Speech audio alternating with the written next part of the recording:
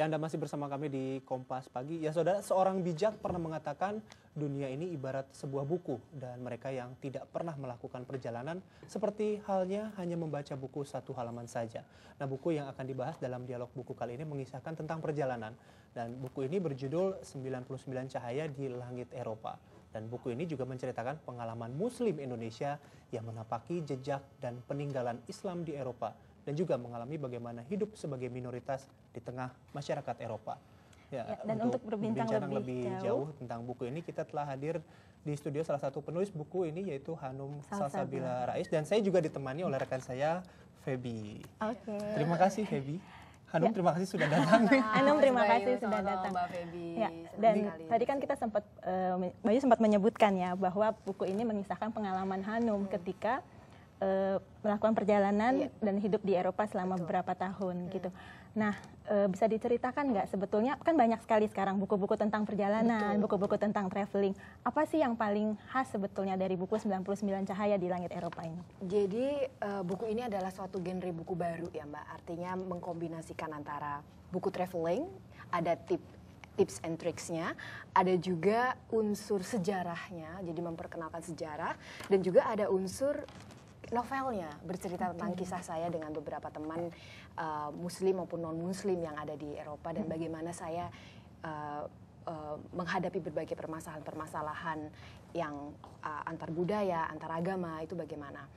Jadi buku ini merupakan sebuah diary perjalanan saya selama kurang lebih 3 tahun menemani suami saya bersekolah di sana, dan dari situlah saya belajar bagaimana saya memaknai agama saya dengan cara yang berbeda. Ketika saya di sini saya menjadi seorang mayoritas, tapi di sana saya menjadi minoritas. Gitu. Sebelum lebih jauh, sebenarnya apa maksudnya dari 99 Cahaya di Langit Eropa ini? Kenapa nggak 100 sekalian gitu ya? Kenapa nggak digenapkan 100 atau 101? Agak penasaran, angkanya bikin penasaran. Iya, 99. Tapi kalau memang kita dengar angka 99 itu kalau orang-orang Chinese biasanya itu Feng Shui ya, orang angka keberuntungan. Begitu juga dengan kalau dalam pandangan Islam 99 itu adalah gambar sebuah simbol kesempurnaan. Jadi sesungguhnya adalah kesempurnaan yang pernah ada di Eropa gitu. Oke, dan Hanum kan tinggal selama kurang lebih 3 tahun tadi, artinya sudah pasti banyak sekali pengalaman yang dialami gitu ya, dan banyak juga orang-orang yang dihadapi, banyak sekali ceritanya. Nah, sebetulnya bagaimana proses pemilahan dan proses penulisannya itu seperti apa?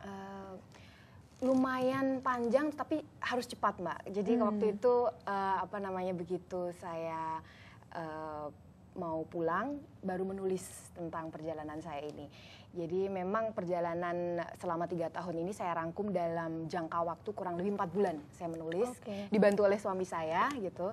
Jadi dalam penulisan ini saya harus mengingat-ingat kembali ya serpihan-serpihan di mana saya punya fase-fase berteman, kemudian bagaimana saya berinteraksi dengan mereka, lalu apa saja sih yang bisa saya tularkan atau sharing kepada pembaca gitu, sehingga ketika mereka pergi ke Eropa tuh harus bagaimana menghadapi hal tersebut gitu.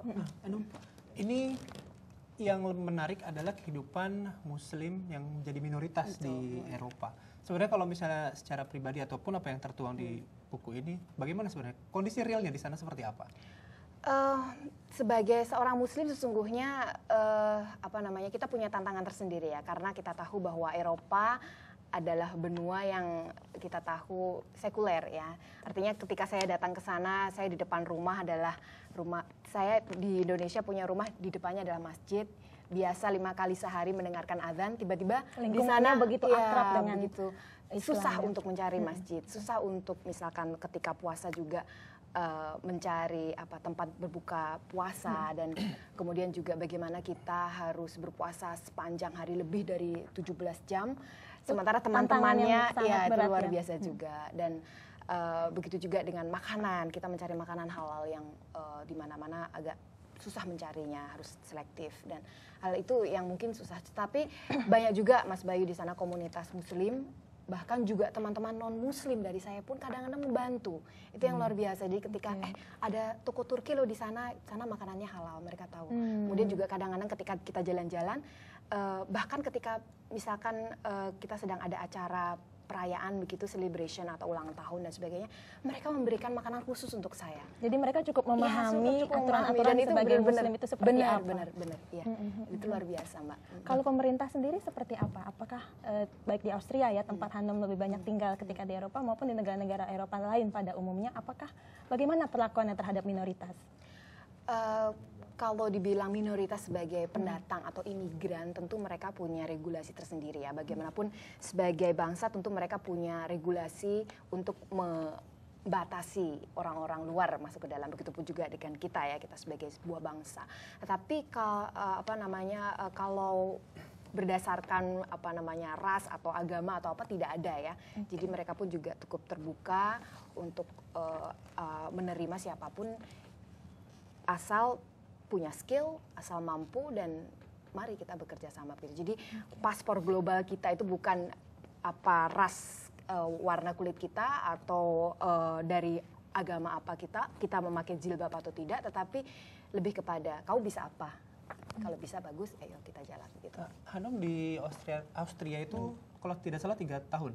Ya, hampir 3 tahun. Hampir 3 tahun ketika sambil menulis buku ini. Nah, dengan pengalaman sendiri di Austria tentang bagaimana pandangan dari orang Eropa terhadap minoritas Muslim, apakah itu sedikit banyak merubah pandangan ketika Hanum kembali lagi ke Indonesia? Iya, tentu banyak sekali ya. Dimana terutama sekarang ini kita lihat di Indonesia juga banyak sekali kejadian konflik-konflik yang disulut oleh perbedaan keyakinan, atau misalkan seperti mau mendirikan gereja kemudian ada protes, dipersulit ya. Seperti itu. Saya kira itulah yang membuat saya semakin bertambah kuat. Artinya pengalaman saya itu menambah bahwa manusia dimanapun kita berada itu, dalam Al-Quran sendiri dikatakan bahwa kita itu diciptakan berbangsa-bangsa, bersuku-suku untuk saling lita'arafu, jadi saling berta'aruf, saling mengenal. Jadi sudah dikatakan seperti itu. Jadi tidak ada gunanya kita saling menghujat karena perbedaan agama atau perbedaan keyakinan. Dan ini saya kira tidak hanya dalam antar agama saja ya, kadang-kadang dalam satu agama pun misalkan berbeda aliran atau berbeda pendapat, seperti itu pun juga sudah sangat tajam sekali konfliknya. Jadi saya pikir dengan buku ini adalah sebuah The Voice of Moderate Islam lah, yang mengatakan bahwa marilah kita, ranah kita sekarang ini bukan berperang dalam ranah pedang, tetapi berperang dalam ranah intelektualitas, berperang dalam ranah kalam, dalam ranah inovasi, dan itulah yang membuat manusia itu juga bisa sejahtera, maju dan sebagainya, itu karena inovasi begitu. Luar biasa. Penjelasannya banyak gitu ya. Tapi pertanyaan intinya sepertinya belum terjawab. Sebenarnya apa sih yang ingin disampaikan oleh Hanum dari buku ini? Ya itu tadi pertanyaannya sudah saya jawab tadi sebelumnya. Tapi lebih kepada bahwa bisa dirangkum. Ya, jadi buku ini adalah satu buku genre baru, berunsur novel, ada novelnya, kemudian juga ada sejarahnya, karena kadang kata Pak Karno jas merah ya, jangan lupakan sejarah ya. Kemudian juga ada unsur travelingnya, jalan-jalan yang lebih difokuskan kepada Islam, perjalanan Islam di Eropa. Tapi lebih dari itu saya ingin mengatakan kepada dunia bahwa Islam yang rahmatan lil alamin begitu, itu adalah Islam yang toleran dan Islam yang moderat, yang bisa saling berta'aruf, yang bisa saling toleran antar manusia, apakah itu berbeda ras, berbeda agama, berbeda ini, dan dari manusia itu maju ya karena kita berinovasi itu, berkarya, bukan lagi berbicara siapa yang benar. Salah satu cerita yang sangat menarik yang saya temukan di buku ini adalah tentang Fatma. Betul, sahabatnya Hanum dari Turki. Bagaimana ketika dia direndahkan oleh orang asing gitu ya, justru yang dia lakukan coba bisa Hanum ceritakan. Itu cerita yang sangat menarik dan sangat inspiratif. Mungkin ada salah satu contohnya kali yang terjadi di sana ya. Ya, memang benar. Saya juga tidak bisa menafikan bahwa sebagai seorang minoritas terkadang kita juga harus dihadapkan pada sebuah fenomena-fenomena media yang kemudian menggiring opini masyarakat Eropa itu seolah-olah orang Asia, apalagi orang Muslim, orang berjilbab itu terbelakang dan sebagainya, sehingga kemudian itu juga menjadi satu tantangan. Nah, apalagi cerita dengan tentang sejarah Fatma itu Turki yang kalah di Eropa begitu. ya, seperti itu. Di sini pun saya baru tahu ketika diberitahu Fatma, roti yang selama ini kita makan yang terkenal itu Croissant, namanya ya. croissant dari Paris, sebenarnya bukan dari Paris tapi dari Turki aslinya, dan itu adalah penggambaran orang-orang barat tentang kekalahan muslim saat itu, dan itu kemudian disimbolisasikan sebagai roti yang berbentuk croissant atau crescent atau bulan sabit begitu ya. Itu misalkan seperti itu, dan saat itu ketika diperolok semacam itu kita mendengar marah dong tentunya ya, apalagi Fatma seorang Turki teman saya ini. Tapi ternyata luar biasa apa yang dilakukan, bukan menggebrak atau melabrak orang yang memperolok-olok itu, tetapi justru membayari semua makanan dan minuman yang ada di restoran tersebut. Kalau saya dengar cerita itu seperti nangis ya, karena Itu salah satu bagian yang juga paling menyentuh. Belum tentu dari seorang buku ustadz Hanum. bisa melakukan hal semacam itu. Ya, artinya masih lebih banyak lagi kisah-kisah yang dihadirkan di bukunya Hanum ini ya.